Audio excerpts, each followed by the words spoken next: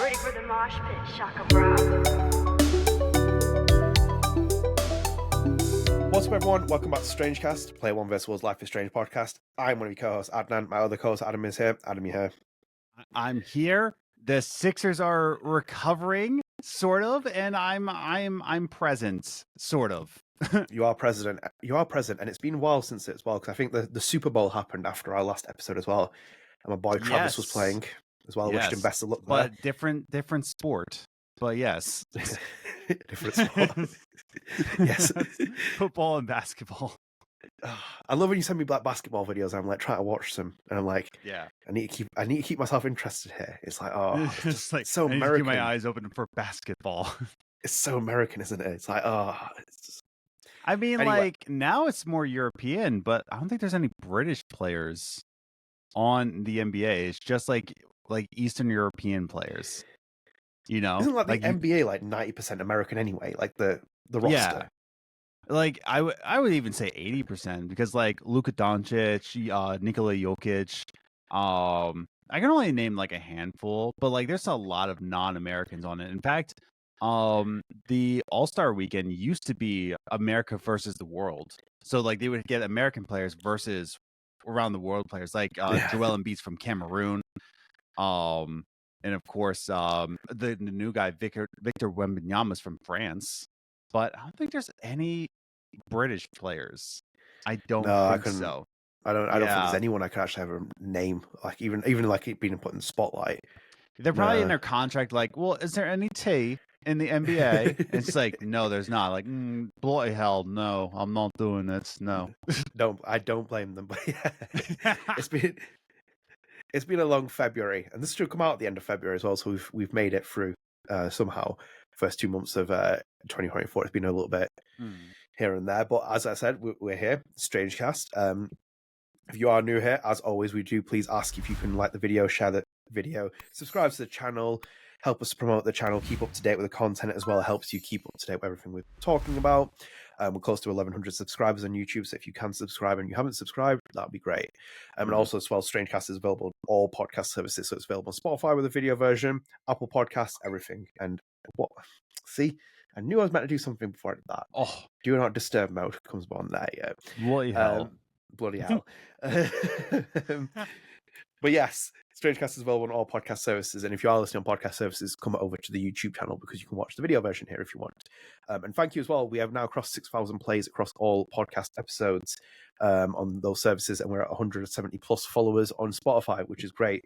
So thank you again. And if you are on there as well, do rate us as well, and also on Apple Podcasts as well. Please rate us as well. We do really much appreciate it. Adam, right? So that's my name. It's just. Yeah, I think the industry has died. Like, Deck 9 has just disappeared off the face of the earth. Like, like they tweet occasionally. There's been no news. I can't actually remember the last time we covered a Deck 9 topic. It must have been The Expanse and some kind of variation of that news. But they are not existing at this point. And it's very quiet on almost every other news front as well. So we only have very free news pieces, and they're very small anyway. And then we've obviously got a really interesting main topic, at least for that. So should we kick off with our first piece of news? I'm so down for this topic. I am as well. And this also sums up Square Enix as well. It's such a random thing to throw out there. It's a great idea as well. I'm not like dissing on Square Enix, but it's just like it comes out of nowhere and it's random.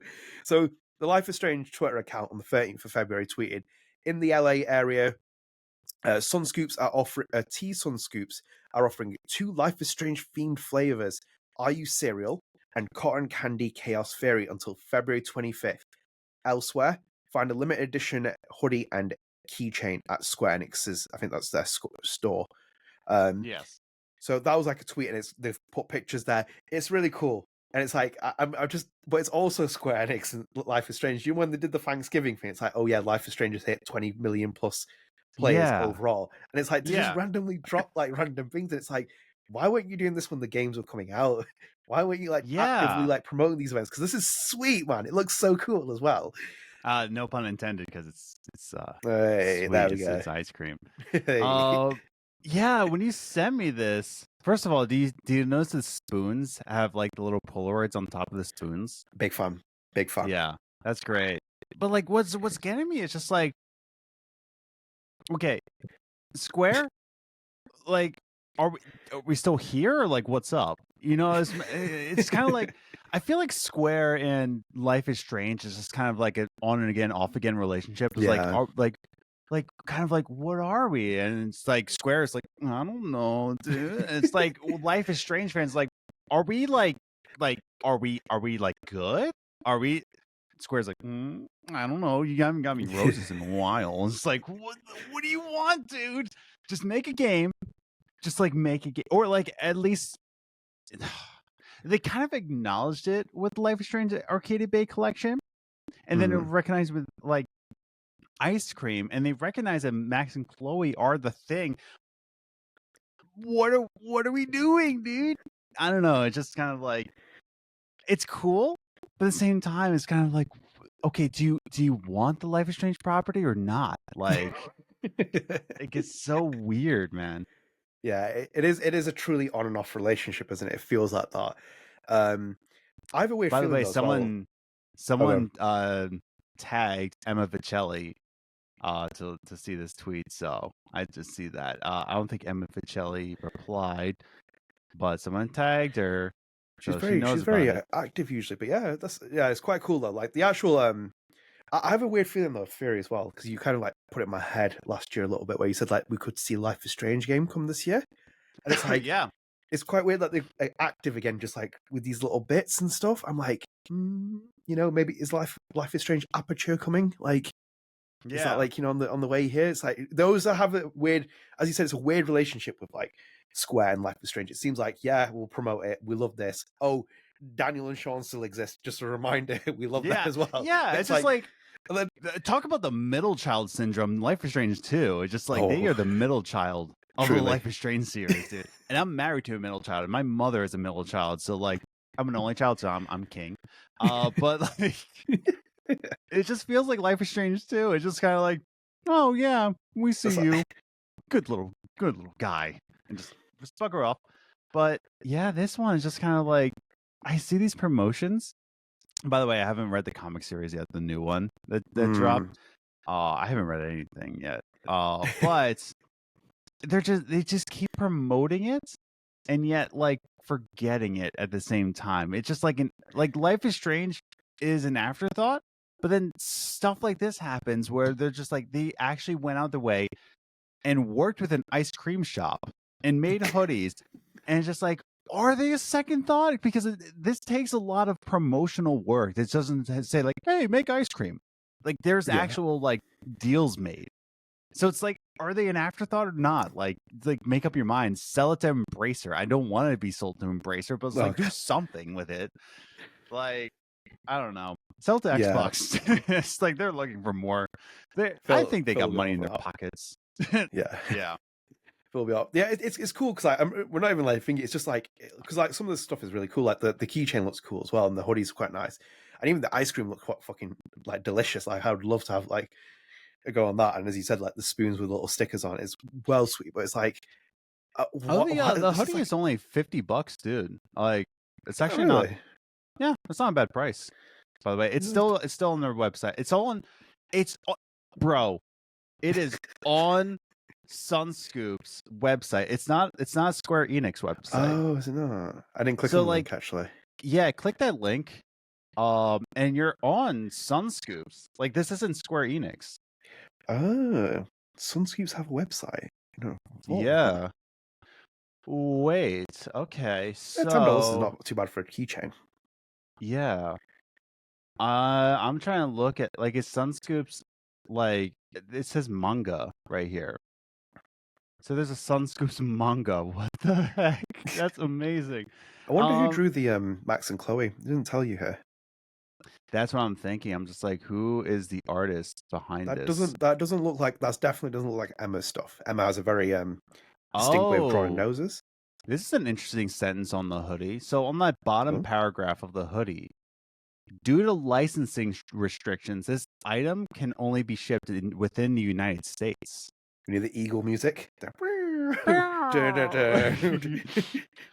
But isn't that's kind of weird, right? That like they say specifically due to licensing restrictions, this can only be shipped in the United States.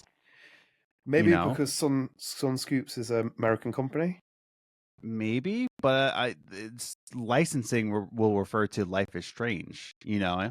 Like, Huh. Yeah, that's quite interesting actually. because like they say licensing specifically. So, but like Square is a Japanese company. Mm. Yeah, I that's don't quite know. interesting. But Deck Nine is an American company. So what this means is that we're gonna get a new Max and Chloe game from Tech Nine. We're confirmed through Hoodie. No, I don't think that means anything. I just think that's interesting. That like they say Yeah. specifically. Usually they'll just say like can only ship within the United States, but they say specifically due to licensing restrictions. So Yeah, same with the keychain as well. It does the exact same thing. Due to licensing restrictions, this item can only be shipped within the United States. yeah, that's kind of wild. Interesting. Yeah. Again, I don't think that really means anything significant. I just find it interesting that they actually say that. It's an interesting observation to make. To be honest, I'm quite surprised at that. I was tempted to get that keychain actually, but that's now been left out my realm as now well. you got to come to the United States. At least there's something here that's worthwhile. The promotion expires soon, though, doesn't it? Oh, you can order it off the website, can't you? Yeah, I just go to a hotel so I can order it there and send it to my hotel, Just and then get back on the plane. I'm waiting for the hoodie. I can't even get the ice cream either because it's at the office ended, so I just have to go to a hotel, wait for my Yeah. order to arrive, and then go home after it. My God. Yeah, I'm looking at it is. By the way, which ice cream would you take? Because it doesn't tell you which one's what which, but flavors which are color. they? There's Are you cereal and cotton candy chaos fairy. So I imagine cotton candy chaos fairy is the one on the right because it's got the artwork. Yeah. And the first one's ice cereal. I'll let you guess which one I'm going for. For some reason, you strike me as the pinkish one. Yeah, I would go for that one. Yeah, straight up. Why would you say that? I don't know. I don't know what it was. Have you seen me in a Home Depot? I'm so manly, dude. I would go for the blue. Yeah, I'm just not a big fan of cotton candy, and usually the cotton candy is blue in America. I don't know why. It looks quite cool though. Oh yeah, I wish I could. I would go for the cereal, but like the pink one is striking to me. I like that. I like the pink. Yeah, it's a cool promotion. Do you know what as well? I wish they did like in other stores, like in different countries, where it's like the London had one, it had like a pop up shop or something. The same with other areas, but it seems obviously business specific and nonetheless, it's quite cool though to see Max in the window. Yeah, with the promotion, that's quite cool. But yeah, very random thing to do, but actually quite like it as well. Square Enix, the on and off relationship is back again in full effect for 2024. It's so odd, yeah, but like, good on them. Don't think I'll be getting the hoodie, but it's just interesting, Yeah. But like $50 isn't bad for a promotional hoodie. I was expecting like 65, 70 or something like that, but yeah, $50 is pretty standard. Especially for Life is Strange memorabilia and like merchandise as well. You're not necessarily going to get it every day. But again, just a little bit, the alarm bells going off in my head, thinking that maybe we see something more Life is Strange related. There just seems to be a bit active with it. And I'm like, yeah, maybe this is the sign that Aperture is coming. Who knows? Yeah, maybe. Honestly, if that game exists, I'm not doing this podcast anymore. I've like berated it, put myself on humiliation so many times. Like, there's so many comments on that video, and fair enough as well. Respect for leaving the comments as well to people and giving us your feedback. But I'm like so convinced. It sounds so stupid. Weird that why are they promoting Max and Chloe so heavily, dude? Oh no, I don't. And then this gets out, and it's just like, I don't know, man. It just if it does come out Max and Chloe, I would feel the worst for Michelle because like that is now officially like your creation in the hands of somebody else. Like it's not even just the universe that you created; it is literally your creation in the hands of someone else. Because like you can get away with the prequels, can't you? It's like a little bit more. Yeah, leeway, exactly. But like a direct continuation of a story that technically doesn't have another story. It's like, it's difficult because we do that in the comics, but it's like almost a spin-off, and it's like that is just a alternative universe you have, and it doesn't necessarily like the way that the Aperture rumor and claim had been made. It's like a direct continuation of that Don't Nod story. It's like, I don't know if I feel right about that. It's like it's weird, man. It's like too much time has passed, man. It'd be wild if it happened. I'd be like, oh my god, yeah, I wouldn't be able to bring myself to. You'd have to find a new co-host. someone else replaced me on here. It's like I can't remember myself to it. I'd be like, oh no. I know. Anyway, should we move on to our next piece of news? Yeah, I'm actually interested in this one. Yeah, so as I said, I thought that was really cool anyway, but like just to, bring that as news. But the next piece of news is, which is, yeah, as you said, quite interesting. So this is actually credit to Life is Strange Reddit that's popped this up. So it says a new version of Series 1 and BTS for iOS has been released. So according to the release notes, support added for newer OS versions and device models, various fixes and optimizations for newer devices, and social media integrations have been removed. Yeah. I can confirm this does not fix issue of not being able to exit the journal edit. It also appears to introduce episode 5 lip sync bug during the conversation with Warren. This is from Reddit user Redbird9346. So, funnily enough, not on my bingo card for an iOS update on Life is Strange. I thought we'd get more one for the Arcadia Bay collection or the remastered collection, but we're actually currently not got one there yet. Which have is you ever played wild. these? No, I am not a mobile gamer. So I have actually played the first season and actually reviewed it as well. One of the very on few iOS. People. Yes. Wow, yes. That's weird. I think I might be one of the 2 people that's ever actually put an official review out for this. Keep in mind, I'm an Android boy, so it's like, yeah, I know. I'm sure it's released. Is it released on Android devices? It is on Android, but it says specifically for iOS. Yeah, iOS. Yes. So, but I actually, I'm one of the very. If you ever look it up for Life is Strange 1 on Google for review iOS version, I have actually reviewed this, and it was provided by Square Enix at the time. They liked me then. I'm not saying they like me now, but I like to just we like to tease Square here. But yes, I reviewed season 1 of Life is Strange on season 1, the first Life is Strange on iOS devices. Very interesting experience to be played on iOS. There it is, episodes 1 through 3 by Adnan and Adam. Yeah, it was released as that as well. That was the kind of thing. I think it was like episode 1 to 3 they gave us the code for, and then 4 to 5 came later or something. It was a bit strange. That's weird. It's just a bunch of paragraphs talking about crimpets and tea and cricket. Like it's only talking about what is this word push and it's just a bunch of British lingo. Like I can't understand this. Yes, for American website, ironically. Yeah, it was quite an interesting experience. I played on my iPad. Editor's notes. Hardcore Gamer has decided to review iOS Life is Strange. It's worth mentioning the review will not look upon certain aspects. Cool. There are some people that would have loved Harley. Yeah, so you gave it. Is there a numbered score down here? It should be. Oh, you gave it a 4 out of 5. Yeah, it was good actually. Yeah. So there was quite a nice feature in there where it's like a photo mode they built into it on the iOS version, so you could basically take photos whilst you were playing it. It was quite a nice integration feature. It had social media integration, obviously, which has now been removed for different reasons. Yeah, that's weird. Well, it's probably because of, do you remember the Elon stuff with like Twitter or X and stuff? Like PlayStation removed support for it from their store. Oh yeah, and it's like I don't know about Xbox at the minute. It just seems to be like an issue, which is a bit of a shame because like I always used to enjoy the share button on the PlayStation, even though it's a start button, not a share button, because I've grown up with games. Yeah.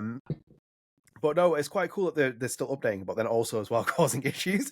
I just love this part where it says it also appears to introduce an episode 5 lip sync bug during the conversation with Warren. It's dude. It's like, oh gosh, right, there we go. Let's patch this. But yeah, quite crazy that they're still patching that and like adding stuff to it. But I remember playing the first 3 episodes. I had no issue with it. I think off the top of my head on Life is Strange 1, and I think the frame rate was a little bit slow at times. And I'm playing on like an iPad. This is an iPad Pro as well when I was playing on it, brand new at the time. But yeah, quite cool experience. But I think like in itself as well, Life is Strange on iOS is kind of like feels like a distant memory because that now you just get it on Switch. It feels like that's like a portable option. Well, kind of, because as we established with Life is Strange 2D, they said that it's not working for them. For me, I haven't picked it up on my Switch again yet, but I just remember not having that many issues. But again, Life is Strange 2D had mentioned that god awful on Switch, so I was like, oh, okay. It's hard though as well, isn't it? Because do you remember when we were playing the Life is Strange Remaster Collection and we were both experiencing different things? Yeah, exactly. You were having more bugs than I was, and I was like, oh my god. There was so But many freaking then I bugs. encountered bugs in around like episode 3. I was like, okay, geez. Oh, there were like so many like little things. You published this review December 20th, 2017. Oh god, it feels like a lifetime ago. Yeah. Oh my god, it's 7 years man. ago. Yeah. Oh my god, yeah. That's everything feels like a distant memory now. I feel like, and like even yesterday feels like a distant memory. I mean, it feels like just one thing after another. But no, I thought I'd bring this in as well, and just we do cover Life is Strange news, so it's worth mentioning. Adam, anything else? Yeah, it's just kind of it is odd. Social media integrations have been removed. It might be because of that whole Elon thing, but yeah, it's again going back to we're hitting a theme so far in these news pieces that there's a Max and Chloe ice cream that's being promoted through Square. They are updating Life is Strange on iOS, like the original. So it's just like, okay, what's that about? It's like, are we upping promotion here? I'm excited to see what the next news piece is. Like, I bet it's something cool. Indeed it is. So it's our final piece of news as well. It has something to do with Life is Strange again. No, I'm just kidding. No, it isn't. It's our final piece of news, and it's just a segue, which is also including that Banishers Ghost of New Eden has come out since our last episode. And it's got some interesting review scores and some good review scores. So I've just got a tweet here off here. So some of the review scores were IGN gave it a 7 out of 10, GameSpot gave it a 7 out of 10, Games Radar give it a 3 out of 5, Game Rant give it a 4.5 out of 5, PC Gamers give it a 74 out of 100, The Gamer gave it a 3 out of 5, RPG Fan gave it 85 out of 100, Game Reactor UK gave it 8.5 out of 10, and Tech Radar gave it 4 out of 5 among many other scores, which I think is a very solid game for them, at least overall. So I have not played it. In fact, I haven't touched a single video game all this week. I've maybe played an hour of like NBA 2K just to touch a game. It's like anything. But yeah, I haven't even touched video games at all this week entirely, which is a shame. Opposite to me. That's surprising. Oh yeah? Yeah, so I finished off Yakuza 4 and I played the Final Fantasy 7 Part 2 demo because that is out next week and you will not be seeing me. I will be gone. Don't tag me about Lost Records. Don't tag me about Life is Strange. I ain't replying. I'm going to be gone for days, weeks, until the next episode. I know. I gotta pick it back up, but I haven't even purchased Banishers yet. But I'm excited. It's not that I'm against it.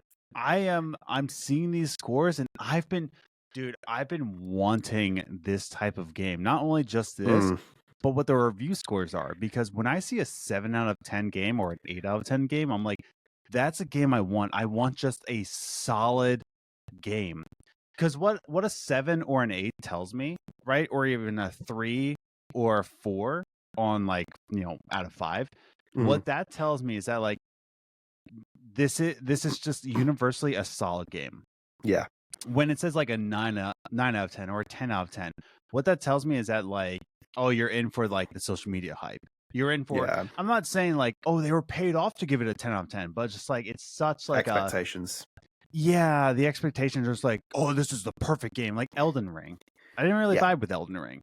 But when a game is a 7 or an 8, I'm like, okay, universally, everybody's saying it's a solid experience. It's good. That's what I want, dude. You send me a 7 or an 8, I'm all over that thing, man. You know what I mean? By the way, that make sense? And also, has Elden Ring just released an expansion?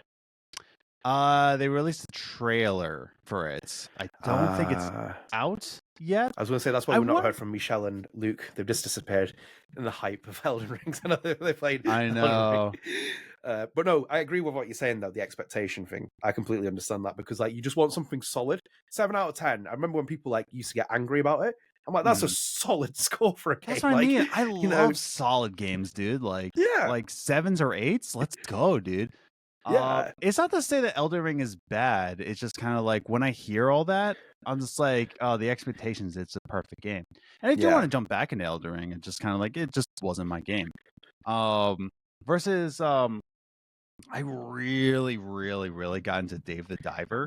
Dave the Diver. I love that name. Oh, dude, it's such a good game. And okay, so that game is overall, it's a 8 or a 9. Well, it's mostly a 9. It's a 9 out of 10 game. But like, if you showed me like it's a 9 out of 10, I'm like, okay, this better be high. But I went into it super blind and I loved it. Yeah. But what I'm trying to say is that like, it seems that Banishers is universally like a good game. Yeah. So I'm excited to jump into it, but like I will purchase it when I feel like I have the time to like really dive into it. But I do enjoy that like we have a solid game out of Donut. This is a good game. It almost feels like Vampire all over again. You know? Which is good for them as well. Like as a kind of a nice collaboration with Focus as well. So I'm happy with that. Something I will play myself, but I'm keen on like getting to Final Fantasy, which will consume my life, and then obviously later this year, Lost Records will do that, and then other games. And I really want to play Twin Mirror. That's just I don't know what it is. I really want to play Twin Mirror for some reason. It's in my head. I enjoyed Twin Mirror. I did. Yeah, I'm don't think it was. By it. I don't think you like set your expectations low because it is a very short game. Yeah, but like you can play it in an afternoon. I think it's only like 5 or 6 hours. I enjoyed it. I liked it. I like Twin Mirror. I don't recommend it, but like I very much enjoyed it. Yeah, that's what I'm interested in. Like I've got like a couple of games on my radar which I'm gonna try and cruise through for the next couple of months in 2024. But Banishers I will probably wait later on down the line because it's something that I will want to play. But I'm happy that Donut has got very positive, solid scores from it. And same with Jusant as well, because Jusant only came out a couple of months before this as well. So it's like they've had kind of like a nice two of their games in the pipeline have come out. I haven't beaten it yet. I should. You haven't finished Jusant yet? No, I just haven't touched it. But what I play with it, I played an hour or two of it, and I really liked it. I really did like the dynamics. And again, we're talking about Harmony. Harmony was a good game. Harmony was a great game. And then we have Jusant. Jusant was a solid game, and now it seems like Banishers. Banishers is a solid game. So like, Jusant needs to be on Switch. Is it on Switch? Is it on Switch? It's not on Switch. That's why I was. You would have finished it by now if it was on Switch. I would have. If it was on Switch, I probably would have finished it. But like, I don't know. Like, and it should be on Switch. I don't know why it's not. But they have plenty of time to release it on Switch as well. Switch 2 ain't coming out until 2025 now, so plenty of time.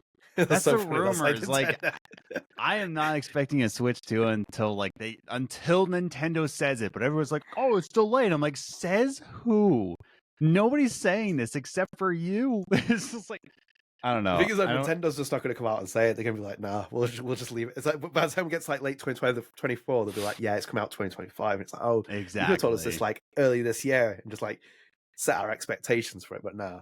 But no, Jusant looks like the kind of game that just looks like it'd be divine. Yeah, it would be great on Switch, but it's not. And I will beat it because it's only 4 hours. But yeah, no, I'm very, very interested in Banishers.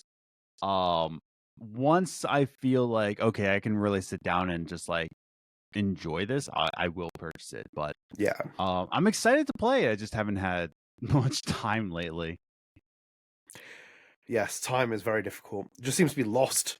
It's just like I just don't have the time. I don't know. Yeah, but anyway, that's our piece of news. And if you have played Banishers, let us know in the comments. It'll be interesting to see what you think of it. Adam, main topic? Yes. So as I said, we didn't have much news, so we'll go straight into our meaty main topic. Long time coming this. I don't think we've spoken about it. I just said to Adam, I was like, which Life is Strange game has the best music?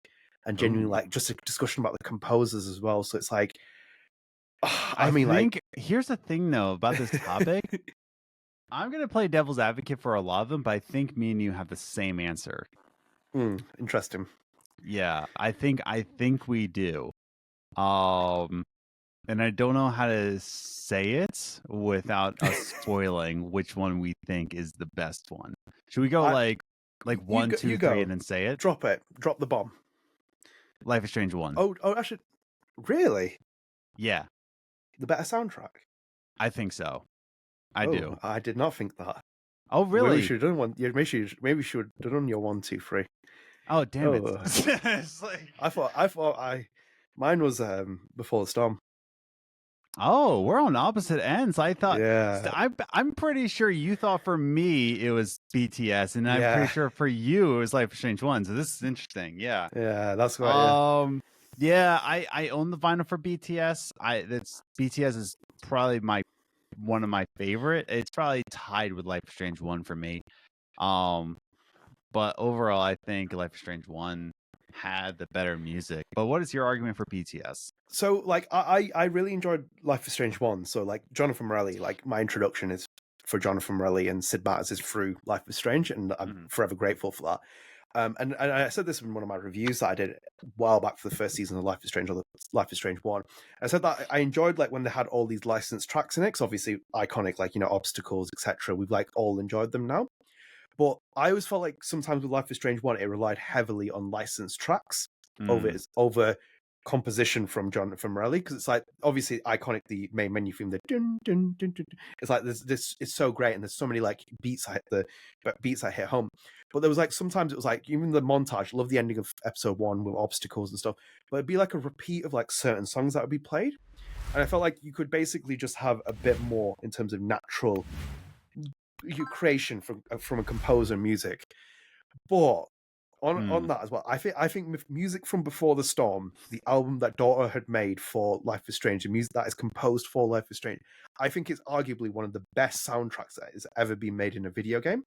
I just think it's seminal. I think like there was something about Daughter and bringing them in as composers, and because of how beautifully harrowing Before the Storm is, it's that kind of story. It's truly like a beautifully harrowing story, because you follow like Chloe, the kind of like the issues that she has with her father, the introduction of Rachel Amber, who's like an enigma, who's like this kind of mystery. It all kind of like all these like different themes incorporate into what Before the Storm's music is. So you have like really, really powerful tracks that accompany it, and then obviously you have a very harrowing kind of like vocal voice from Daughter's lead front woman, and it's just there's something about it that just clicks for me. I think like it's just arguably like the most powerful in the experience, and I think it's just more so because the way that Deck Nine handle Life is Strange Before Storm, and how Before Storm is set up anyway as a story, the reliance is on Daughter's original soundtrack, so it's on the original music rather than what Life is Strange 1 is, which is like a kind of like a homage to all these different films, TV shows, Twin Peaks, etc., and also a homage to the composer and all these different soundtracks and like licensed tracks. But it's like it's more heavy on licensed tracks than what BTS offers, if you catch my drift. I do. And that's where my argument comes in. It's just like I think that Life is Strange 1 had a great mix of both original and licensed. Well, I think that Before the Storm had a great composition. Like, God, like it was, again, it moved you. Like, I think the difference between Life is Strange 1's, let's talk about original, right? Original soundtracks. We're not talking about licensed. But when we're talking about original, Life is Strange 1's original soundtrack really kind of set the pace, right? And just kind of like set the pace of the mood. Whereas Before the Storm really pushed you. Like it didn't pace you, it pushed you. It gave you momentum on emotions, right? Because it did build up. And I listen to the vinyl very often. Like it's like one of my go-to vinyls. Is the Daughter's BTS. Like so I do play that a lot because it does like really embark emotion. The reason why I think that Life is Strange 1 is the better for me personally, like subjectively speaking here. I think because it is a good mix of both original music and licensed tracks. Yeah. Right? Because the licensed tracks, just like because Max has the earbuds, which I miss, dude. I miss that vibe so much of just getting your separate device for music and putting in a physical head jack and then putting it in. You're not hearing notifications from like Twitter or anything like that because it is a device that is solely made for music. Bro, I remember walking to school and just being devastated that my iPod was out of batteries. Like I was just like, no, because like now I can't listen to music, dude. And I miss that feeling. I miss that devastation of just like I didn't charge my iPod. All that devastation of where you put the wire in and you have to like twist it because the music's like exactly, and one you of the have headphones to like bend the wire a little bit. It's just like I miss that. Like I miss that, dude. And it's like I think that like that's why I enjoy it, because you get those soft spoken licensed tracks, right? From like great artists, dude. Absolutely phenomenal artists. But then you have an original soundtrack from Sid Matters. Sorry, Sid Meier's. I'm Jonathan thinking of the video Morelli. game. Yeah, Jonathan Morelli, but I'm thinking of Sid Meier's, the video game. Symbiosis. But yeah, Jonathan Morelli, who just does like a pace of where you should be going, and it's just like accompanying the scenes rather than pushing the scenes. And this is all subjective because I think BTS, where it pushes you and gives you that emotion through the music, I think that's great too. And I think that's your job as a musician to really envelop that emotion. But that's why I like Life is Strange, because you're going at your own pace, whereas BTS is all about like understanding Chloe's emotions. Does that make sense? No, I get what you mean. There's a balance with it as well, as you said, because like that moment, for example, with Max, when you said she puts her headphones in the very like early part of the first episode and she's listening to music, that's kind of like an experience most people will have probably felt in high school. A little bit of like, you know, the outcast, kind of like, I want to get away from all the noise. I can tune into music. Adds that kind of feeling about it. So you wouldn't be able to put natural soundtrack, like a natural sound in the background. It'd have to be licensed tracks. So yeah, I think what they do well with the first game, Life is Strange, and from Don't Know, and also Jonathan Morelli and Sid Meier's, is that you basically have a nice selection of songs and you balance it out with the composition. So it's like there's a right balance of it. I also would argue as well, like for example, even though I love the ending of the first episode, it has the obstacles playing in the background. I would love to have had like a natural composition instead. Even though it might have like been a little bit out of like left field, but just a natural composition, because obviously Sid Meier's is very talented. Jonathan Morelli is really talented. I'd love to have just them made something like that. So can you see, for example, where it's like Life is Strange Before the Storm, you had like Daughter's song Numbers that plays in the background of the trailer for that they revealed it on. But then they also have like Daughter creating this like original song. So it's not necessarily that other songs from that other album. They create these natural composing songs that just suit Before the Storm instead. Yes. For more of its like harrowing moments, rather than just picking a track from somewhere and be like, this accompanies it. But obviously, again, I understand the different vibes from it. It's just like, because I'm looking at it now on Google as well. Life is Strange 1 soundtrack is 22 tracks, according to Google. And 1, 2, 3, 4, 5, 6, 7, 8, 9 original compositions from Jonathan Morelli. And the rest are all licensed tracks as well. So obviously Obstacles, Spanish Sahara, so about a 40-60 split, Yeah. So I just wish they would have like a little bit 60-40 to Jonathan Morelli instead.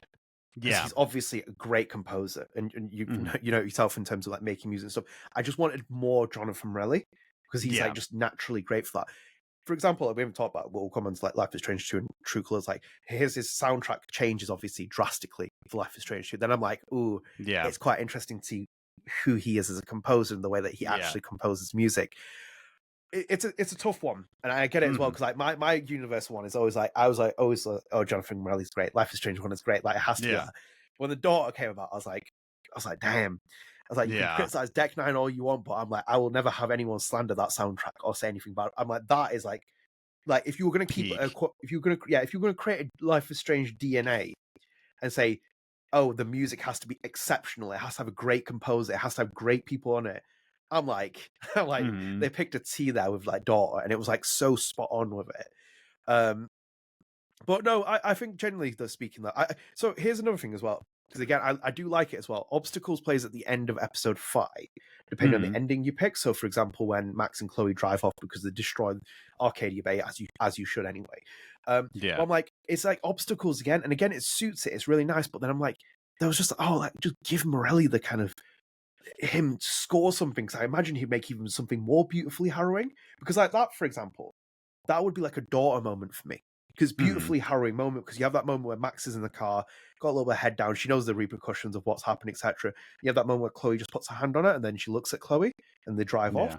I'm like, there's so many like moments where you can make quite like a harrowing soundtrack, or a little bit more like harrowing and then bleeds into like a positive mood or positive tone. So like that's my only thing with Life is Strange 1, where I felt like they for what they had, it's, if you're going to do a 60-40 balance on licensed tracks over original sound, they handled it well. Yeah. I just wish, because of who he is, Jonathan Morelli, and like Sid Meier's and all that other stuff, they could have created a little bit more with this original soundtrack. But I get it with Life is Strange. It's a homage to like loads of different things as well. So that's why I had all those songs. Why didn't you pick Life is Strange 2 as your favorite? Oh, it's the goat. That we love Life is Strange 2. Yeah. So Life is Strange 2 is I think Life is Strange 2 is the most interesting soundtrack / sound compared to any other entry in the series. Yeah. Because like it basically kind of like throws the rule book out the window in terms of like the way that they did all the other songs in like Life is Strange 1, for example. And again, do you know what as well? Here's my argument as well. I think they more betterly handle a balance with certain music because the game's different. So it has to rely on Yes. like moments of silence. It has to rely more on the powerful range of the acting because you have this very much a brother dynamic in the game. But they also have some great music as well in there. So one of them is obviously First Aid Kit's song, I Found a Way, which I completely messed up in the last episode because I couldn't remember the song name. Because we were talking about episode 2 Rules, which is the best episode of all time. Of all time. Of all time now. That's what it is. It's all time. And like that is such a great introduction to a song. And it's like that, for example, felt very Life is Strange 1-y in a Life is Strange 2 game. Mm-hmm. And I enjoyed that. But then what I like more about what they did with Life is Strange 2, it's like you have these licensed tracks that can appear and they kind of like fizzle in and out, but then it's not overly reliant on it. So for example, I'm looking at it here on the Life is Strange Wikipedia page. Thank you, Life is Strange Wiki. Episode 5 Wolves. There are no licensed tracks in episode 5. Really?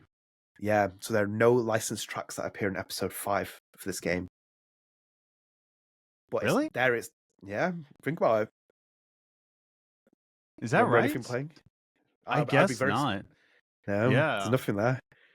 Because like they have weird. like moments that step out, like those songs when they play in Life is Strange 2. So for example, episode 2 Rules, automatically I think of First Aid Kit. But it's like when you think about episode 5, like think about it, like what actually is there for like music? That's true. It's like you have to, like, it's a really interesting game, Life is Strange 2. In terms of even just music and putting it in with the other games, you're like, hang on a minute. The dynamic it's handling here, really fascinating. But yeah, it says here there is none. Oh, is there? So it's So look, if you go on the wiki page, there's a licensed track section which has like loads of licensed songs in there. But when you scroll down, the original score just increases in each episode. Weird. Like there's so much like original scores that are in there, and it's like it's completely handled differently. There's a site. Wow, there's 2 discs in here. Why do I not own this? Like, why do I not own this? Like, it's so cool.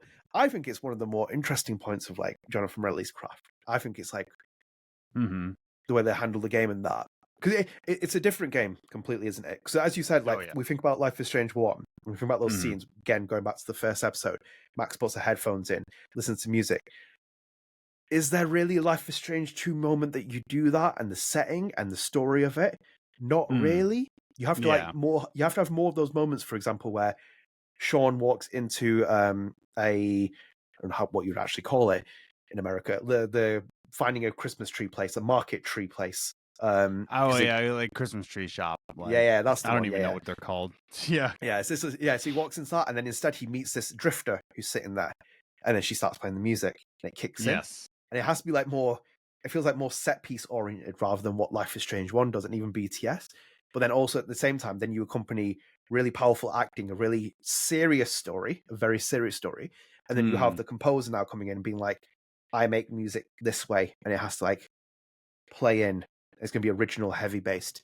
So Life is Strange 2 is a very interesting one to talk about. I think it's quite the unusual one in this series, but also very good. And also as well on top of that as well, and because we don't talk about as much as True Colors is a very interesting game for soundtrack. Very interesting game. I just still don't know soundtrack.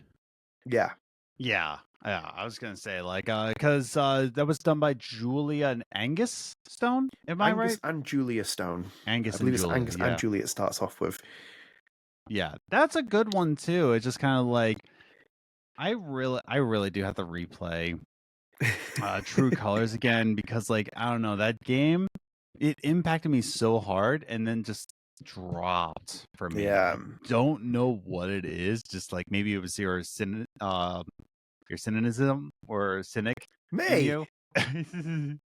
Can't believe Like, you've been playing on me. This is horrible. but like, yeah, you know what I mean. It was just like, I don't know, it just kind of dropped off. I think in comparison's sake, that like it just like dropped off for me. But Yeah, yeah, no, I think True Colors had a good soundtrack. Hold on, True Colors. I'm just like looking. it's quite up. nice that Angus and Julia Stone did it, considering they're in the first game, like as a licensed track. That's quite nice, like thing to have in the Life is Strange series. Yeah, I'm just playing. Can you hear that at all? No, Or just going through my headphones. Okay, I mean, cool. thankfully, yeah. I was gonna say, like, imagine getting hit by a copyright strike on YouTube. Well, Adam, what are you doing, man? Yeah, like it's very acoustic. Like a lot of them are like they're very much based on acoustic songs. Mm. But yeah, Life is Strange True Colors was, I feel like it was the same problem as you had in Life is Strange 1, where just like it's very much 60-40 Yeah, on licensed track versus I feel like I don't really remember True Colors' original soundtrack because it was very heavy on licensed tracks. license, You know, because like the license works on that on the trailers that they had. So I'm looking at here, Haven by Nova Amor is a really good song that they picked. yes. And then also as well, When You Call by Cyrus Reynolds, which is Yes. also very out. Now they were like great use. Like Deck Nine has a really good use of that, by the way. Give them kudos for Yes. that. I'm going to give them where it's like they pick good licensed songs to have their trailers for like Life is Strange, which is quite nice. But I agree with you as well because like even in itself as well, Creep was in the game. Remember as well, it's in a trailer, but it's also in the game as well, where MXM Tune is singing for Alex Chen, even though I'm surprised they didn't go with Erica Mori, but it's like an interesting choice that they went there. So in your case, there are, if you include Haven as like an original soundtrack, which we will because Nova Amor made it for this game. It's on the original score, yeah. So if we count that, so that's 13 tracks versus 34 total. So 13 minus 34, that is 21. Yeah. So there's 21 licensed, and then there's 13 original. You know what I mean? Oh, I don't like the imbalance, man. I think you need to rely more on original scores. I do believe you have to rely more on original. And this is on the Life is Strange True Colors from Life is Strange's official Spotify, by the way. Yeah. This isn't like a fan made one. This is like from the official. I only say that as well because like, and I won't spoil anything, but it's like I've recently finished Yakuza 4. Yeah. And in there as well, there's a moment like when they have like in the Yakuza series, if you play, they have this dynamic battle intro. So it's like before you start a big boss battle, you have like this massive setup. It has this dynamic graphic that appears.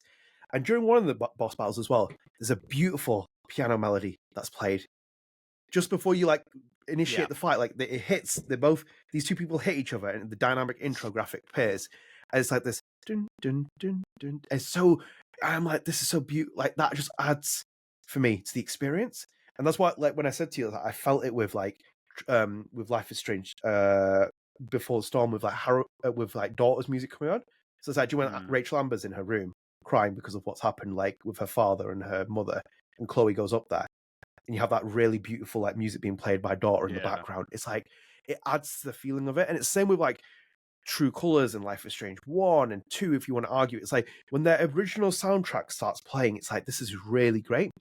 Other times, the main like license track will play, and I'm like, did it really need to be there? I'm like, you could have easily have like produced something quite seminal, because as you said, like for example, there, like Nova Amora is in Life is Strange True Colors. Great song. Yeah, it's so like beautiful, like it's played as well, and it fits in the beats of like so many moments. Yes, I just wanted to see like that a bit more sometimes. That's why for me, like I have to put. And as much, and just argue, as much as I love Life is Strange 1 soundtrack more than anything else, especially with the licensed track and just even the music that Jonathan Morelli creates, I just think for me, if anyone ever said to me, like, what's your top 5 like video game soundtracks, music from Before the Storm would be in there. And it would probably be top 3, if not even the top. It's just, I listen to that every time I'm on my like runs and stuff. Or like even when I go somewhere, it's in my Apple library. It's such a great soundtrack, and I'm very envious you have the vinyl as well. I can't believe you own that vinyl. That is like one of the best purchases ever. 1 out of 2,000, baby.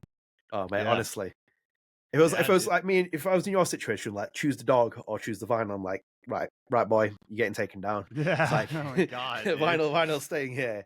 Like that's just like one of those perfect things to have. But yeah, they're quite interesting. The 4 games, if you're going to include Captain Spirit in Life is Strange 2, and the way that they handle soundtracks, because like. Always been a fan of like when they introduce licensed tracks. So, for example, I believe Dido is in this in True Colors with Thank You. And it's a great moment. Alex puts on the headset, and you have this great moment. Creep was an interesting choice. I was always very interested about that being in True Colors. That was an interesting Radiohead track to have and to cover in a Life is Strange game. Never expected that, but generally speaking, they do handle the licensing quite a lot. Well, they handle it really well. But I just sometimes wish, like, when you bring in Angus and Julia Stone, it's like the magic is in their original composition. And that's what I think why, for me, it stands out, where it's like with Daughter, they were like, you come in, we don't necessarily want all these songs from your original albums. We'll use, like, numbers for the trailer, but let's create, like, your original soundtrack. Let's create your own, like, distinct music in the Daughter style, and we'll just bleed it into Life is Strange, and it just fits, like, it's like, oh, perfect. Yeah. No, I agree. I think that I think I just like the vibe of the Life is Strange one, but like objectively speaking, in terms of balance between licensed and original, I think BTS nailed it. Yeah. I think if I'm objective, I would say BTS, but if I'm in terms of like which vibe do I like better, I think it's Life is Strange 1 for me, for sure. Yeah.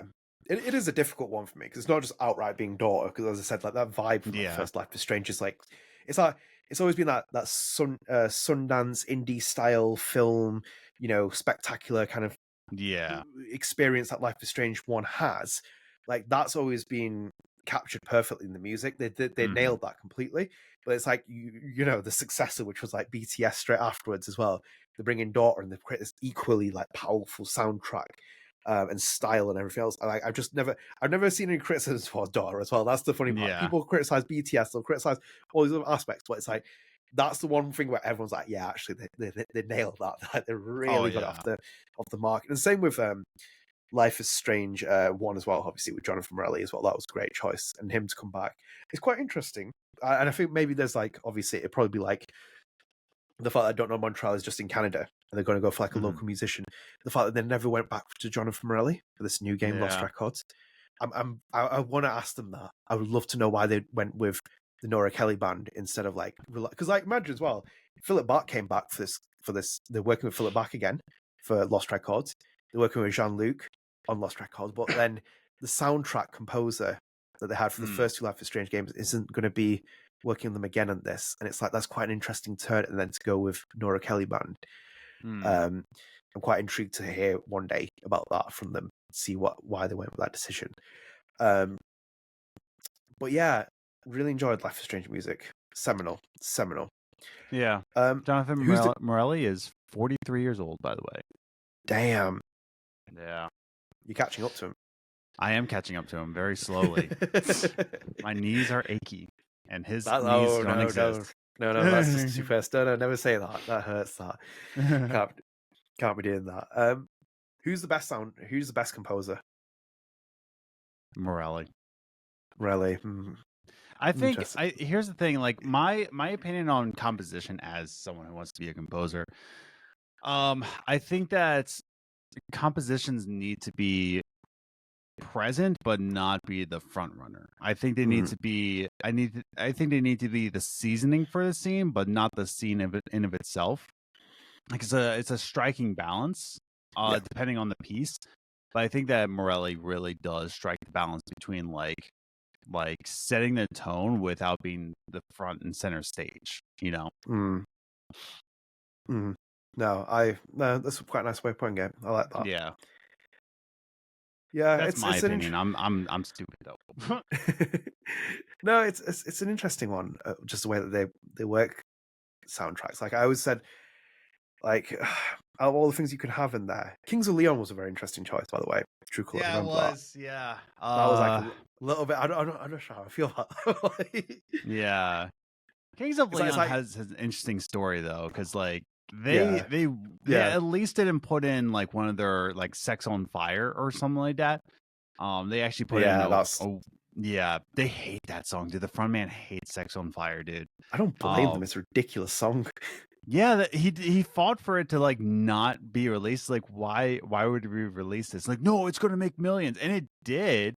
Business people Yeah. did, but he hates playing it, dude, because it's so stupid. He's like, it means nothing. What do you mean, Sex on Fire? So I'm glad that they put in a track that nobody really knows, so they can actually look at to Kings of Leon's backlog, which is great. Yeah. But yeah, no, True Colors, very very heavy on the licensing. Yeah. But yeah, I By the like way- Morelli's compositions. Yeah, And just to add on to this as well, I just want to talk about this as well. Listen to it. I think would be a very interesting licensed track from someone in I don't know which track you'd pick, but would be something from Miley Cyrus in Life is Strange. something from Miley Cyrus in a Life is Strange game. Like if you were going to pick a licensed track Yes. and you're going to put something in, I think she would be a very interesting choice to pick in there. I think she's one of the most Oh. talented musicians that I've listened to like last 10 years or so. You know She's who like- I would put in? Who? Jonathan Panetta. I would put in one of his songs into Boom. a Life is Strange track. You know. Castigarden, no, he's garbage. Castigarden is such a garbage musician. I wouldn't put him in it. But yeah, no, Jonathan Panetta. I don't know. But yeah, no, if I was gonna pick like a licensed person to put it in, man, like it's because you gotta get the vibe right. You know, it has to be like an acoustic person. I really like Nova Amor, like his vibe, and he has done a Life is Strange soundtrack. So I would love to hear like a whole original piece like from Nova Amor. Yeah. I think he would like absolutely like kill it in terms of a Life is Strange game like original score. Yeah. I would love to hear one from Nova Amor. I even though Miley Cyrus is a little bit wild for it, the one that I would definitely pick, and I know would perfectly fit in a Life is Strange game, Hayley Williams, and Okay. from her Flower for Vases. Is album. there any bias on that choice, or No, like never, no never. bias on that at No, all? Completely not. No. Yeah. None. She would be perfect for a Life is Strange game. Like her music would be perfect for it, especially her solo stuff as well. Not like a Yeah. Paramore song, but like if you were to pick one from her self-titled work that she did as well, like the Flowers for Vases. I think it's Keep You Right Here. Yeah. It's like an unbelievable song. You could just put that and it'd fit in any Life is Strange game. Yeah. I would. You know what? You know who I would choose? Andrew Bell. Like now I'm thinking about it, Andrew Bell. I think would actually kill. Am I thinking of the right guy? First and foremost, I certainly am.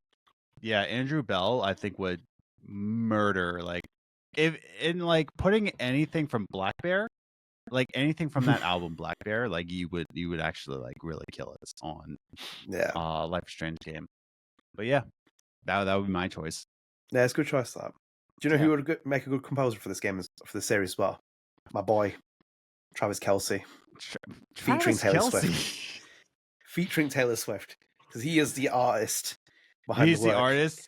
He's just behind him. the booth and just saying like, sing a C, sing a fifth C, Taylor. Exactly. Just like shouting. He would hit it hard. It'd be the composer Travis Kelce featuring Taylor Swift. My God, he's my boy. No, I think that there's so much room as well. Like, I think this is like one of the more interesting series where you could basically pick like any musician or composer or someone, and they could fit in really well because you have so much like room to kind of mess around with in terms of the style that you want to bring into it. Because like, every Life is Strange is different, isn't it? We just talked about them all being quite like the ones that we like and the ones that are quite different, but they've all got their own distinct stories-ish, distinct stories, and then distinct styles. But for me, like the dream would be to see Hayley Williams do a Life is Strange soundtrack. It would never happen, but I'd love to see it. I think she's such a talented musician anyway. But like, I think she could easily do it, and especially when she did the solo stuff. So like her Flowers for Vases album and the other one as well. She did Petals for Armor. It's like it would be perfect for that style. But I've always been very surprised that Paramore's not been a song or something from them has not been in the game. Oh yeah. In at least one of the games, especially something like Det 9. They have some very interesting choices. I also find it interesting, just before we kind of wrap up here, or before we add anything else, the songs you pick as well. I think it tells you a lot about the people you that are making the game. So it's like, considering, like, for example, like like the Don't Nod team, you know, Sid Matters, Jonathan Morelli, French composer. Most people probably didn't even hear of Sid Matters, I would assume, naturally, prior to Life is Strange, then became like quite avid with it. I will be honest, I didn't know about Daughter, really, to be honest. And they're like English, they're a UK band, and they're just kind of like not as big as other people. Then my introduction to Daughter through Deck 9 and like Life is Strange before, so I listened to all their music, and I was like, this is so good. But it's like, I just find it quite interesting that when you basically make games as developers and you start putting like your influences in it, especially from like films, TV shows you've watched, games, but most of the songs you pick, I think it kind of tells you a lot about what kind of people they are. Oh yeah, no, it's that's the thing. It's that's subjective, and I think the beauty about putting a license track in, I think what you need to do is like find somebody who knows the music scene and just like develop a music scene. Like, think about the Tony Hawk games. Like, how many pop punk bands did you find through Tony Hawk games? You know, like that's how that generation started. They're like, wait, hang on a second, this is a genre of music, and like that's how it started, man. You knew music generation for me if you were part of the MTV era. Exactly. Yeah. And that just doesn't exist anymore now. It's like TikTok TV instead, but that era was like unbelievable MTV. Like I and even as well, like, funny enough, I saw it with a couple of weeks ago. Did you ever watch Kerrang? Was Kerrang a thing in the US? Kerrang? So Kerrang was like a music station in the UK. I don't know if it was UK based, but it was one of the music channels you could flick through on TV. So you basically have like you'd have MTV, you'd have like, I think there was a channel called Scuzz. I think it was called Scuzz. It was like a heavy metal one. And Kerrang was your emo pop rock bands. So you basically had like Fall Out Boy. Spell it. Kerrang.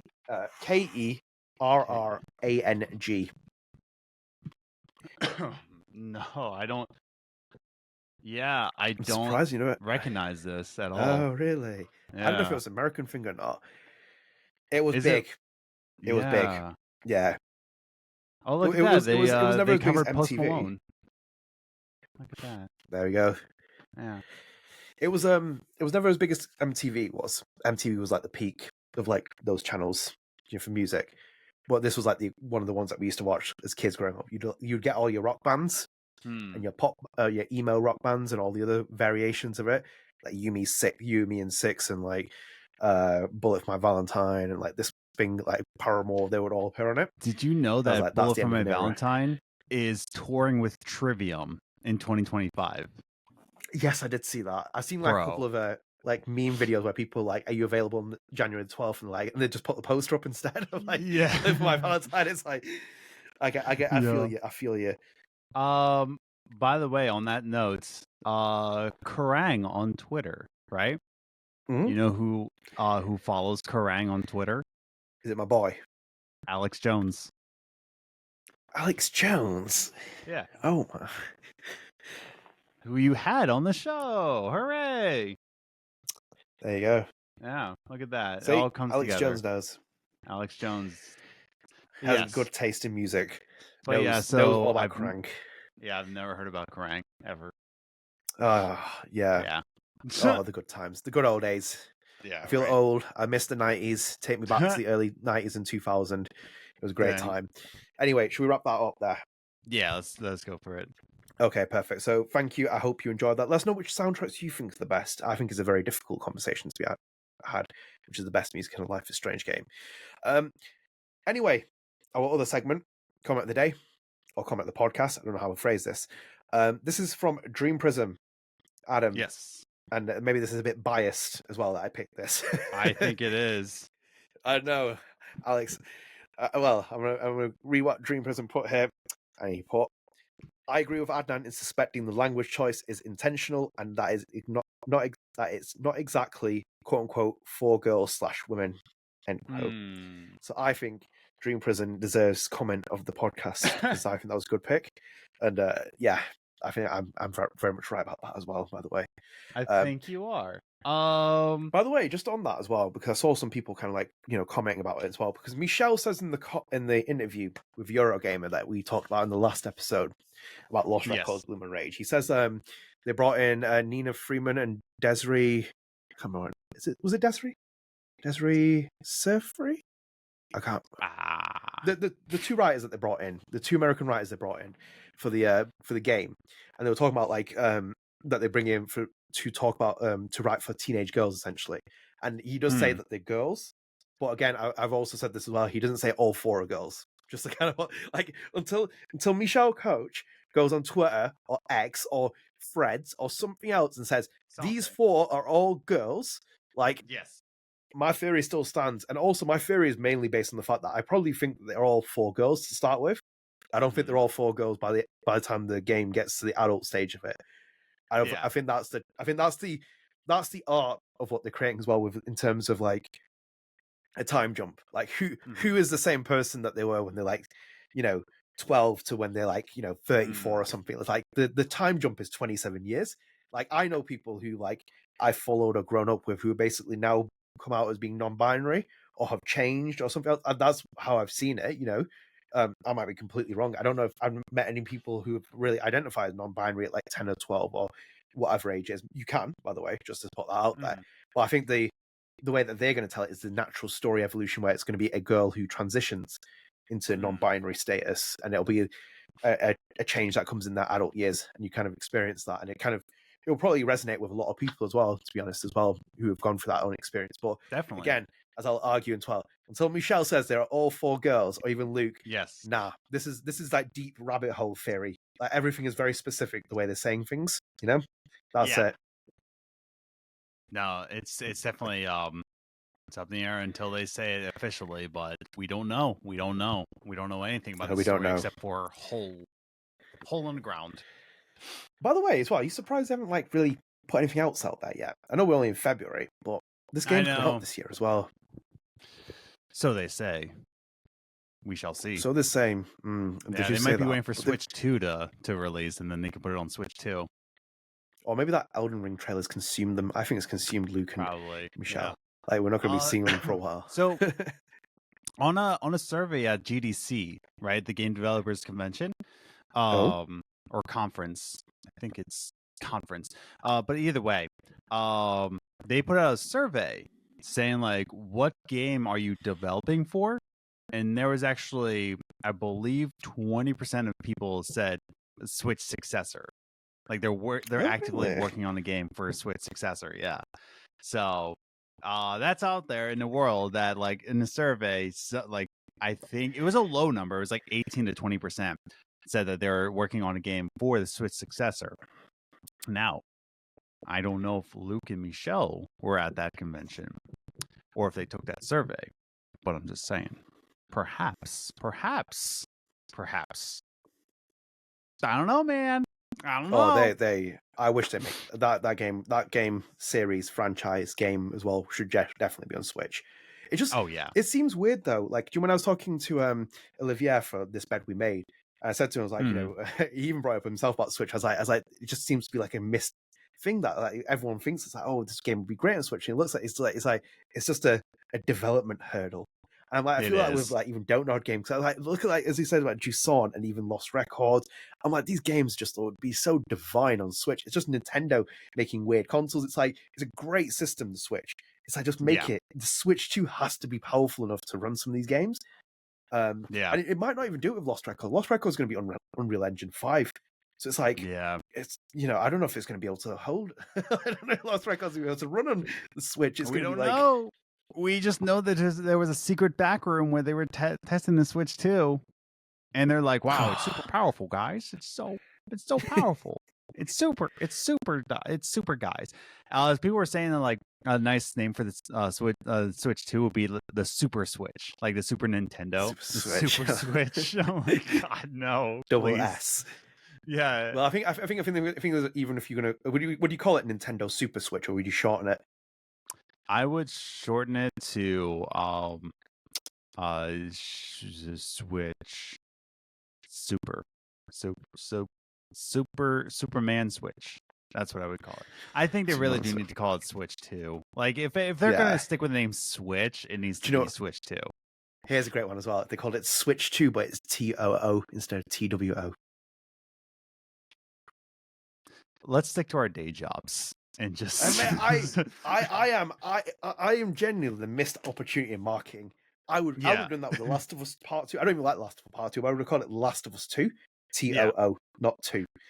That would have been Why? like, because also The Last of Us also, that's what it means. That's what 2 means. So if you're calling it Nintendo Switch 2, it's Nintendo Switch also. What? No, it just means it's the second entry. Yeah, but if you use TOO, it means also. So it's also saying that Nintendo Switch also. So let's go on to their next segments. Look, It's not- Arcadia Bay Collection. Name idea. That was me. So you're saying that it should be Life is Strange 2 TOO. No, you wouldn't use it for Life is Strange 2 is different because that's a completely different story. Because it'd work Life is Strange TOO if it was Max and Chloe still, and you could carry the story on. But it's not because it's Sean and Daniel. So there's work. rules to your marketing. Exactly. Greatest episode of all time rules as well, as you said there. Episode TOO 2. Episode 2. I would be great in marketing. I really would. The names I would bring up as well, they would be absolutely outstanding. Would they not? I'm sure of it. I'm positive it would have been you missed your calling. I did miss my calling. You know, the universe put you on this earth to put TOO instead of TWO and to put the U back in colors. That is a definite one, by the way, as well. By the way, if you want to feel old as well, my brother was telling me that one of his students didn't know what a Game Boy Color is. Get the fuck out of here. What? Really? Yeah, I didn't know what a Game Boy Color is. Yeah, my brother was talking about this story, this experience that he had. He was saying when I think of a childhood memory, or if I think of fresh grass, it's about me being a child on my lawn with my Game Boy Color and my friends playing. And one of the kids said, "What's a Game Boy Color?" Oh my god, dude, chill. Oh no, yeah, they don't know what a Game Boy Color is, mate. And then he explained it as well. And they're like, "Oh, it's a Nintendo. Is it a Nintendo thing?" And it's like, wow, yeah, wow. We're old people, and I imagine a lot of you also feel old as well. But yes, that is let's call it the end of comment of the podcast. And thank you, Alex, for that as well. I didn't pick the other comment out where you called us out about the Captain Spirit. I didn't pick that up. I was like, oh yeah, I guess that is true. I blame you for that. Yeah, I'm gonna blame you for that. But anyway, spread the arts. Yes. You want to go first? I think you should go first because mine's gonna be interesting. So yeah, okay. I think I could guess what it might be about, but we'll do that. So I actually watched a TV show. I don't know if you guys had it. Did you ever have a show called Gladiators? We have a show called American Gladiators.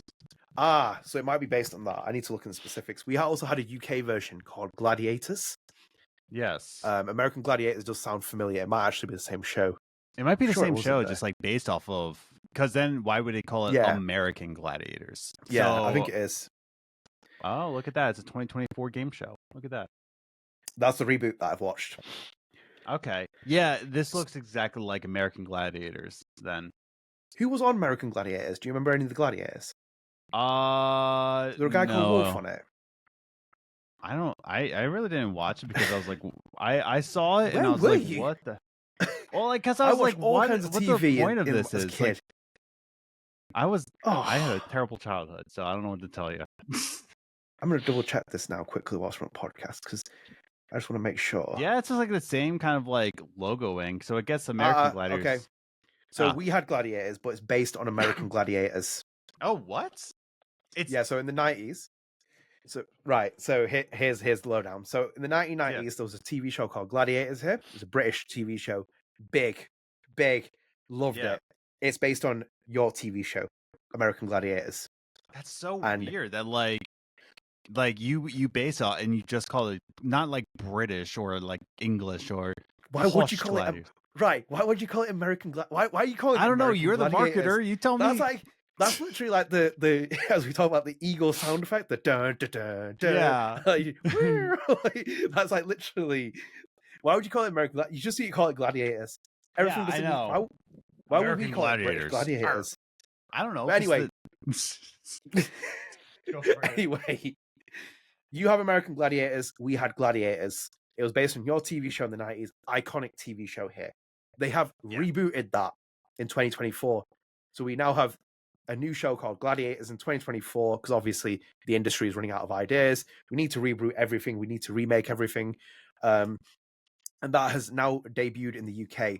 Very interesting show to just watch as someone who is now my age. Because obviously, when you're watching the crowd, all the people are like my age because it's like millennials with their kids. Dude. So it makes you feel old because you're basically, you know, all the kind of like reference points and these kids are trying to learn it.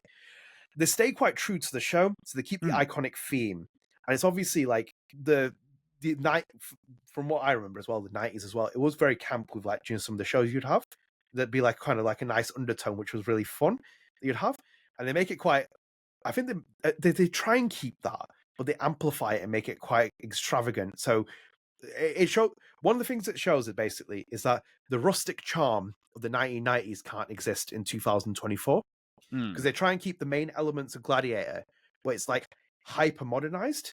So it's like a couple of okay tweaks, but like there's just weird editing that they do sometimes and like weird special effects they add, and like they have this like locker room camera which made no sense. But generally speaking, the ethos of the show they've kept quite core to the same. I'm kind of just a little bit like, we are so far beyond the 90s now. I feel old when I was watching that. It's like the same magic can't be captured anymore. And it feels like it's quite an indictment of the world that we live in right now. I feel like it's just very hard to create magical moments like that in those kind of TV shows. So one of the players on that Gladiator show is born in 1991. Oh my god. Yeah.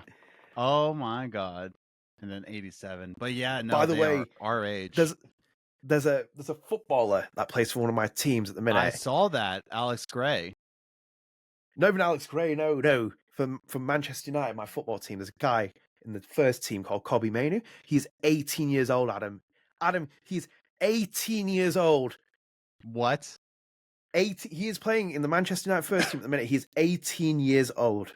This kid. Bro. I'm like, chill. No. He is not born in the 2000s and playing for football. We don't. No. I'm in my 20s. I refuse to admit that we're in our 30s. I know, because like on the Sixers, we have Tyrese Maxey, who's 23, and I'm like, oh my god, it's so weird. I'm not having it, man. Weird. Not having it, man. It's weird being on this side. Yeah, like it makes it much more sense that like our fathers were like talking about like, oh, this guy, and it's like they're so much younger, and now I'm in this position where I'm just like, oh, Tyrese Maxey, why are you hitting that? But I'm like, I'm 10 years older than him, so it's like, what am I talking about? I don't know. Yeah, it's so weird. I'm still stuck in the 1990s, and we're not having people born in 2000 plus. Like, I'm saying this to Adam, if you're wondering as well. It's like 4 years from now, Gen Alpha is 16 officially. And you want to feel a bit older. So Gen Alpha, and then is it Gen Beta? You said it was that comes Gen next. Beta is next. Yeah. We got terrible names. Those we got the good ones. I like millennials. That's awful the best. Marketing. Awful. Yeah, it's awful. I'm a big fan of Zillennial actually as well. Yeah, I thought it was a good kind of one. I don't think Gen Z is as good, but I think Zillennial's quite a nice one. For like Kylie's a Zillennial. She falls in like 97 to 2000. Nice bracket that. But yeah, Gen Alpha and Gen Beta have got some terrible. What's going to happen next? What's one with C? Gen Charlie? Like, I guess. Yeah. No. You need distinct names for them. But yeah, it was an interesting show nonetheless. If you want to watch it, it's on BBC iPlayer, which means that you probably have to access it in different parts of the country. And however you're going to get it, I don't know. But if you are in the UK, as I am, and you watched Gladiators growing up, it's a swift blow to your heart. They try and keep the magic. The magic has fizzled, unfortunately. I will move to England and I will watch that show. We can go watch Everton play. That's true. That's true. I could. What is your guess on what I was going to say? Well, I think there's this guy called Castigarden who's dropped some new music. Oh, I thought I was gonna invite him on here to like plug his music for Spread the Yards. I dropped a new song. It's called New Game Plus. Go check it out. It's okay. Available on Apple Music and Spotify. Or on Apple Music, Spotify, Deezer, wherever you get your music. No, that's Deezer's still a thing. Yeah, apparently my music's going on Deezer, so I'm like, okay, sure. Deezer's still there, man. It's got Does my someone listen music. to it off of Deezer? I don't know who listens to it. I don't get any like listens off of Deezer. Like I go on DistroKid and I see my stats, and it's just like, dude, who's on Deezer? I'll Yeah, put it on there. there. I didn't put my new song on my Bandcamp yet. Probably by the time this episode comes out, it's on Bandcamp. But Yeah, you should definitely get a Bandcamp. I know I'm on Bandcamp. I just haven't uploaded the new song yet. I just haven't. But yeah, so that's out. New Game Plus, hooray! No, that's not it. Wow. Mine's not really spread the arts. It's more of a review of something. I binge watched the Avatar Netflix series. Oh wow. Now that was a bit of a left field. Yeah, I didn't even tell you off camera. Like I was gonna tell you, I was like, no, I'm gonna give you a surprise. I binge watched it. I watched all 8 episodes. It takes about each episode is about an hour, so it's about 8 hours. It's not it, man. It's just not it. Like shocked. Here's the thing. All of the bad reviews I've seen of this show, I 100% agree with, because nobody's calling this show a disaster. Like nobody's calling this a disaster. It's just more of like it missed the mark. And while me and Liz watched it together, and the whole time I kept thinking of just like, this show is done great. The CGI is fine. Like it's a fine CGI. The casting is pretty good. Like I'm not gonna lie, the casting is good. Some of the acting is kind of stale. It's kind of stiff acting, but at the same time, the casting is great for Sokka especially.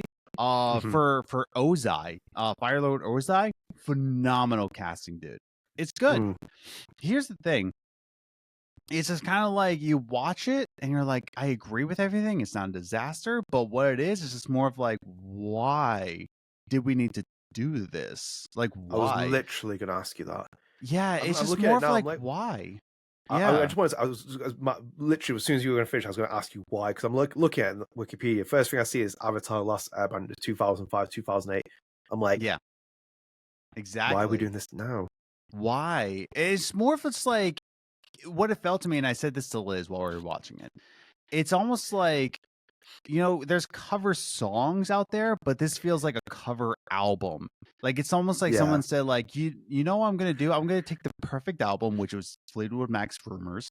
I'm gonna cover all of Fleetwood Mac's Rumors album, and just like, but I'm gonna do it in my style, and just like, why? It's perfect. Like Avatar: The Last Airbender was a perfect show.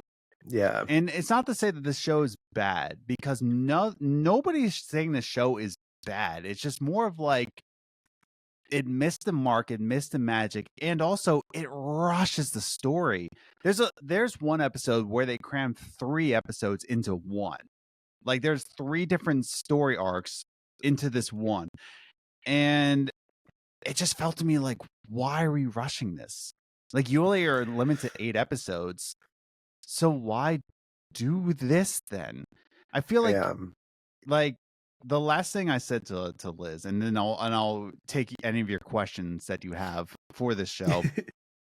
I think what I would fix is that, like, it's obviously that they have a lot of love for the show, but what I think that this show would have done well into, and this would have been an amazing show. 8 episodes, same directors, same casting directors, I will say. Yeah. CGI, but tell a story within that 100 years that Aang was in the ice and there was no Avatar. What does that story look like when there was a world 100 years without an Avatar to protect them? You know what I mean? Yeah. I think that would have been an interesting story, and I think they would have done it well, but it just missed the mark. So my review of Avatar: The Last Airbender, the Netflix show, is kind of like, if you have 8 hours to waste, go for it, because there's a lot of fan service, but it's just not it. It's just not it. Because this is a live action, isn't it? It's live action with CGI. Yeah. How does that compare to like the actual original show, because like that was the charm with it. Like I Yeah. never really like, even when Disney did the entire like live action production of all of its like classic stories. I was like watching Lion King in live action. I turned it off halfway because I was like, even the first 20 minutes, I was like, "There's no fucking magic in this TV." Not in this only is there film. not magic, but I read one review and I'm like 100% agree with this.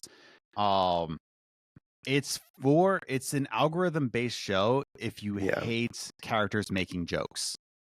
Yeah, If you hate it when characters make jokes, this is the show for you, because there is like very little comedic work in this show. It's not charming in that sort of way. It loses that magic. So it's a drama.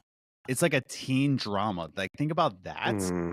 And that's the vibe it's giving off. It's not like the show where it's like it's got stakes involved, but knows where the comedic timing is. Here's the biggest problem. They casted the Cabbage guy, like the Cabbage voice actor, as the actor. And when he finally said, "My cabbages," he said it so dramatic. And I'm just like, dude. Now he says it a second time, "my cabbages," and he says it correctly. But the first time he says it, he says, "my cabbages." And I'm like, dude, the whole vibe of the Cabbage guy was like, "my cabbages." Like, that's all you needed. But it's like, yeah, here's the other thing about this show. I'm going to say this. And Liz said this perfectly. She's like, I am only enjoying my time here because I've seen Avatar. But I think if an outsider came in and just, No. it is just inside joke after inside joke. It's just reference after reference of the old show. That if a newcomer comes into the show, it's like, what do they really have here? Because they don't understand the inside jokes here, you know? To add on to that as well, are you just done now with like remakes and reboots and everything else? Because this is the problem with widespread the art. So, for example, you're saying that, and Liz has said that. I think it resonates with the UK Gladiators, for example, because it doesn't have the same magic. So, like for example, when a contestant got knocked off like a podium or something, they'll play Another One Bites the Dust. It'd be like a really big beating noise, and the people would be like this in the crowd. So obviously the kids are doing it, but you kind of look at the kids thinking like they don't know why they're doing it. It's basically their parents that are telling them to do it because that was the original ambience from the original Gladiators. It's like, are you just done now at this point? Like, I feel quite done with like, because I've seen it. I've been done with remakes. Well, yeah, like, I've been done for ages. But it's like I saw a thing on Twitter where it's like they were saying like they want to reboot American Psycho or remake it. It's like. Like, Stop. really? It's like, have we not gone past this period where we basically even Bob Iger, as much as he doesn't want to admit it, Disney knows that they basically, their model is screwed now for MCU and Star Wars because people are just turned off because you basically rehashed the living hell out of something. It's like having your favorite drink every day, like Coke, for example. But there's a moment where you just don't want to drink it. You want to try something different.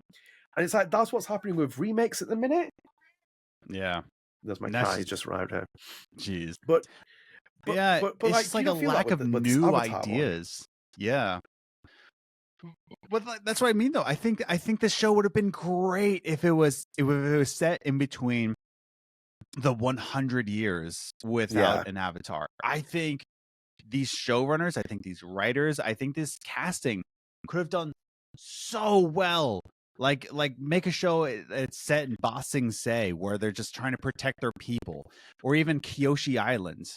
You know, like just those characters in that 100 years, and they're just trying to keep things together within that time frame. You know, and I think they would have just nailed it. But the fact that they were just stuck in, there's so many times where me and Liz like, that's not how it happened in the show. What are you doing? What? Stop doing this. That didn't happen in the show. That didn't happen this quickly.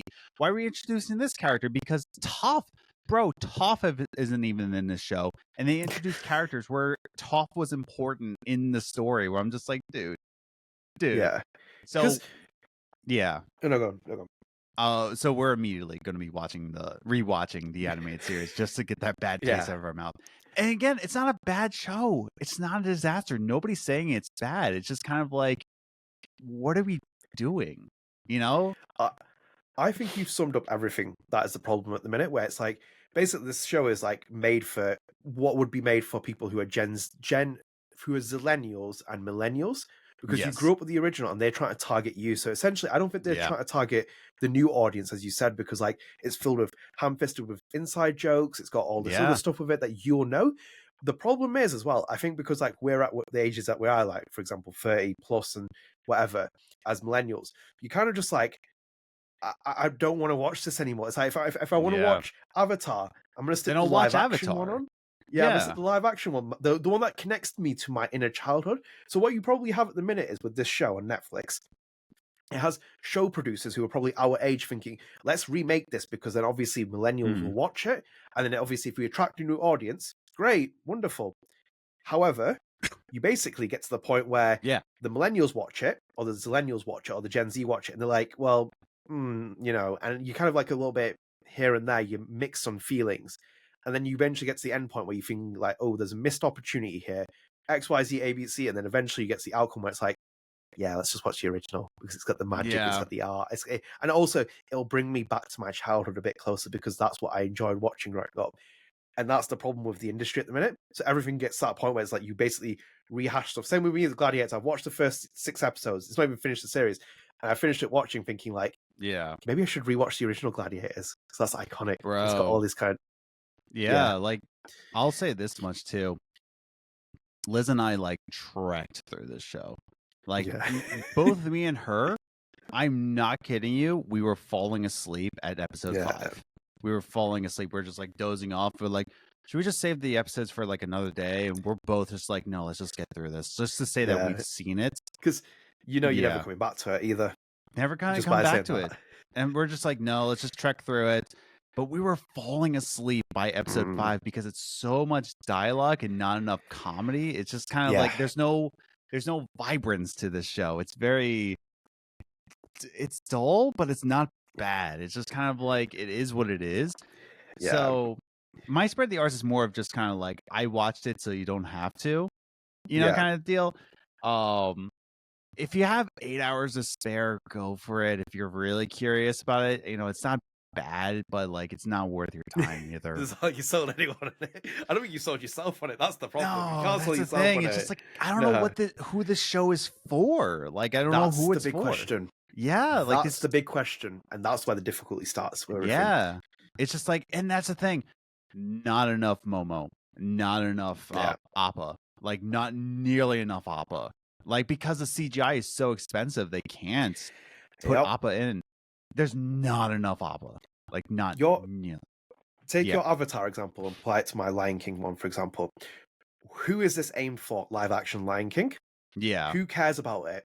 Why would you watch it, for example, when rather you can watch the beautiful aesthetic design of the cartoon drawings you grew up as a kid, and then also feel a little bit of reflection on your thing. Same with Avatar. You basically sapped out the comedy value, sapped out the great moments that made it like resonate with young kids. Why are you going to watch a really dull, boring interpretation of it and that doesn't capture anything? Like this is the problem with like a lot of things that do that.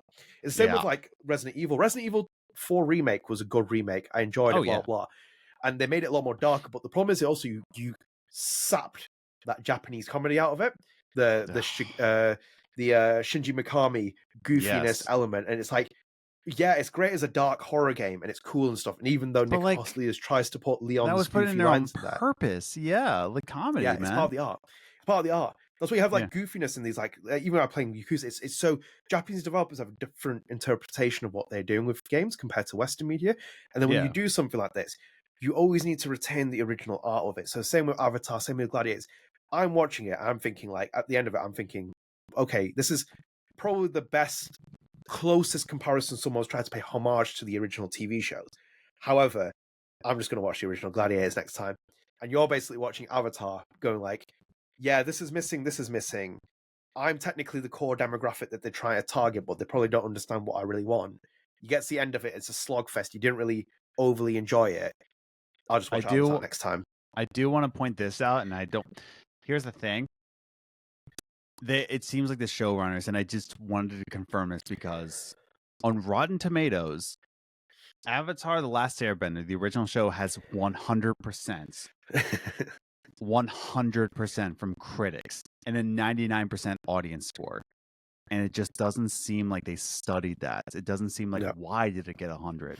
Like why is this 100%? And that's what the show feels like. It just feels like we're gonna make it, and we're gonna try to throw inside jokes here, but like didn't understand like, okay, but like why is it 100%? Even Curb Your Enthusiasm is 92%. Here's another one for you as well, because we talk about it in there as well. Think about Assassin's Creed when we talk about it. What does every person talk about Assassin's Creed? They scream saying, just go back to the original. Go back to what it was. Go back to what the actual game was. They basically take it even further away from what the series is. It's like, it's not even Assassins anymore. It's like, why am I in this era, and why is it so actiony? Why is it so RPG? Oh god, yeah. I stopped playing after Origins. I was like, no, we're done here, dude. Because as you said, you don't study your audience. So for example, the audience of this core demographic show is going to be fed to your audience. You, a millennial, a millennial, it's going to be fed to that. It's not going to be fed to Gen Alpha and the later stages of Gen Z. People who watch the original are going to watch it. But by the time you finish watching a live action one, you're thinking like, well, I just watched the original, which keeps the humor, keeps the originality, what made me fall in love with it in the first place. Yeah. Hey, that's what I mean. By the way, the live action one has a 59% Rotten Tomato. It doesn't surprise me. We're currently in the advent of just like rehashing and like redeveloping and everything. Yeah, it says a lot. But anyway, should we wrap up here? Yes, we should. So we can continue otherwise. But yeah, thank you for joining us. I hope you enjoyed that. In the comments, leave us your thoughts on the soundtracks of Life is Strange. We'd love to hear them. And obviously, you can get featured on our next episode if you leave a comment in the video of this episode. And thank you to Dream Prison for leaving that comment as well. And, supporting my claim.